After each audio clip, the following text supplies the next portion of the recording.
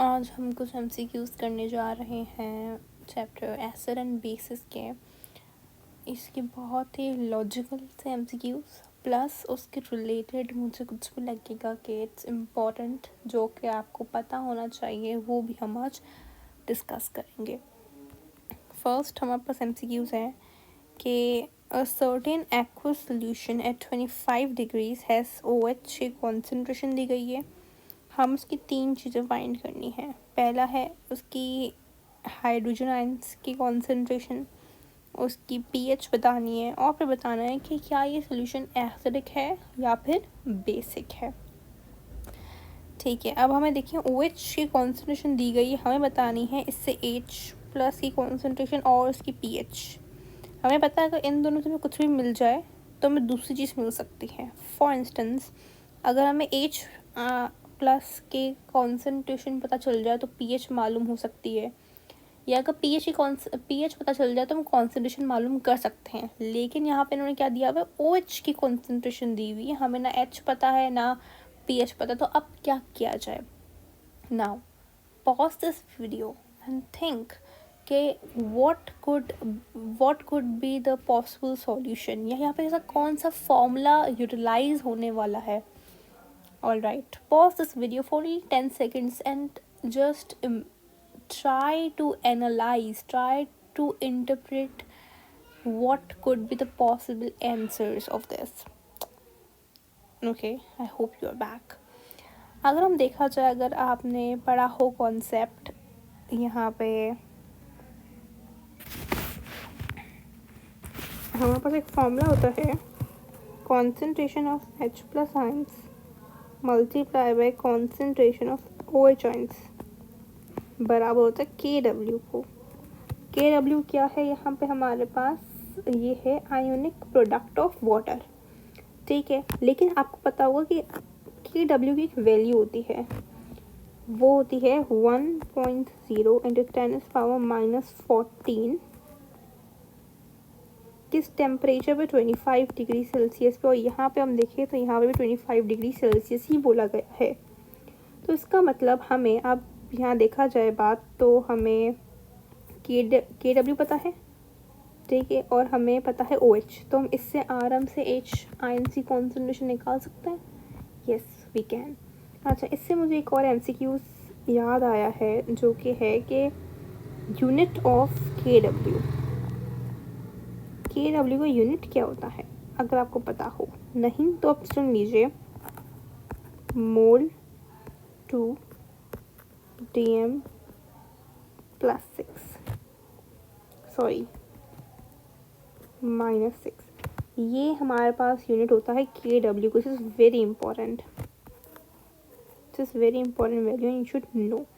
ठीक है, अब हम अपना सॉल्यूशन करते हैं। हमें H आयन की कॉन्सेंट्रेशन मालूम करनी है,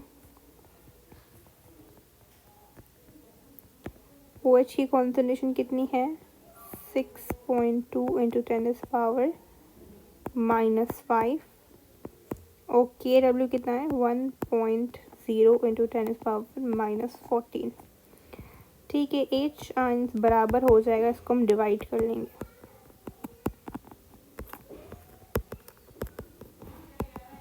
If you have calculator, use that. I have a calculator with me and I'll be solving it. ठीक है, H प्लस आयन की कॉन्सेंट्रेशन अगर मैं यहाँ पे 1.0 को डिवाइड करवाऊँ 6.2 से, तो मेरे पास कुछ आंसर आएगा 5/31। ठीक है, और इसका आंसर कुछ बनेगा मेरे पास 0.16, और -14 को जब ये माइनस का 5 ऊपर जाएगा तो प्लस का 5 हो जाएगा, तो H प्लस आयंस बराबर हो जाएगा 0.16 इंटू 10⁻⁻9 के। इसको हम आगे ले जाएंगे 1.6 इंटू 10⁻8 कर दें, तो आई होप ये -8 ही बनेगा, बट लेट्स चेक।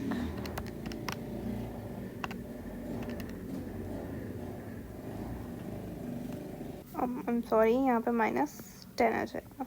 तो H प्लस की कॉन्सेंट्रेशन इतनी है हमारे पास, 1.6 इंटू -10, ये आ गई मेरे पास H आयंस की कॉन्सेंट्रेशन। ठीक है, मुझे मेरा पहला जो आंसर था वो मिल गया, जो कि है, मैं यहाँ पर लिख भी लेती हूँ, जो कि मेरी कॉन्सेंट्रेशन कितनी आई है 1.6 × 10⁻10। अब मुझे निकालनी है इसकी पीएच। इसकी पीएच कितनी बनेगी आखिर? आपको पता है फॉर्मूला क्या होता है पीएच का?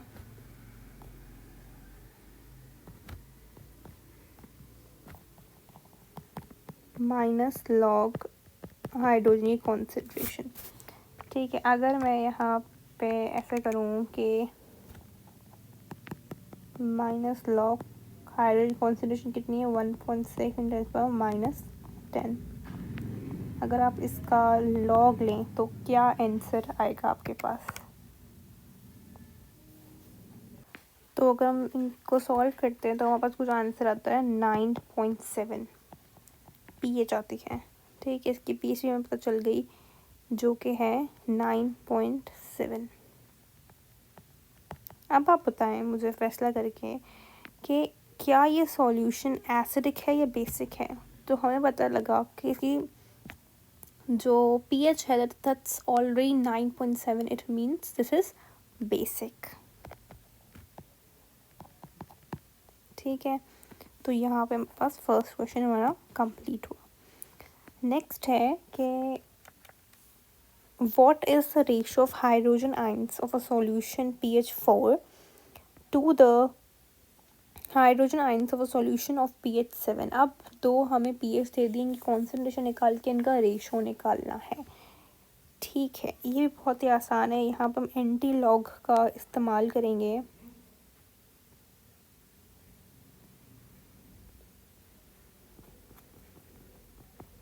तो मैं आराम से सारी चीज़ें पता चल जाएंगी।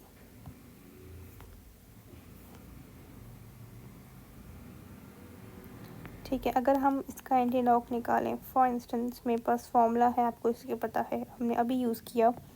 pH बराबर है -log हाइड्रोजन आयंस के।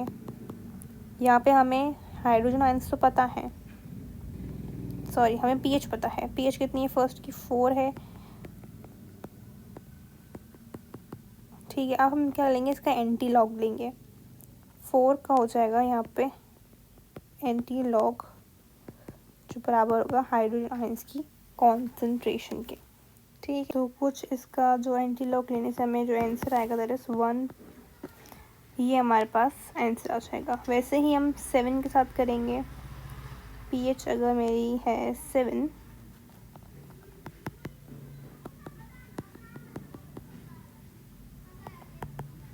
तो 7 का भी क्या लेंगे, एंटी लॉग।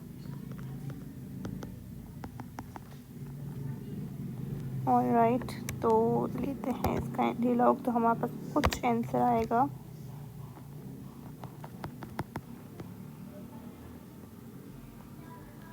ये हमारे पास आंसर आ जाएगा। अब हमें क्या करना है, इसका रेशो लेना है। pH ऑफ 4 को डिवाइड करना है pH ऑफ 7 से। तो समझो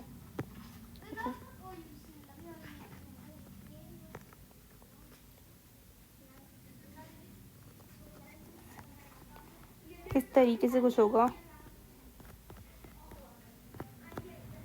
तो 1 हमारे पास जो आंसर आया 1:1:1, ये इसका आंसर होगा।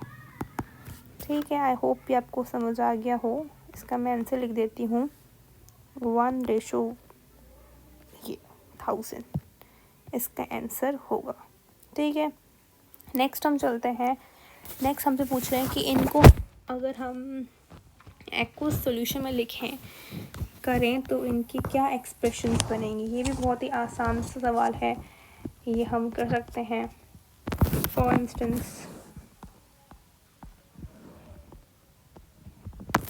अगर मैं बोलूँ LiOH, इसको हम करें, इसको हम एक्वस सॉल्यूशन में डिज़ोल्व करें तो कैसे निकलेंगे, Li + OH नेगेटिव। ठीक है, फिर है बेरियम हाइड्रोक्साइड, ये कैसे निकलेगा, बेरियम +2 + 2OH नेगेटिव, ये आ जाएगा। फिर हमारे पास है अमोनिया NH3, इसको किया तो नाइट्रोजन प्लस हाइड्रोजन आइंस हमारे पास यहाँ पे निकलेंगे। ये N2 निकलता, ये H2 आइंस निकलेंगे। ठीक है, फिर है हमारे पास नाइट्रेट आयन NO2, तो नाइट्रोजन प्लस ऑक्सीजन हमारे पास निकलेंगे। ठीक है, इस तरीके से इसके एक्व सॉल्यूशंस में बनते हैं। ठीक है, I hope these questions were clear to you.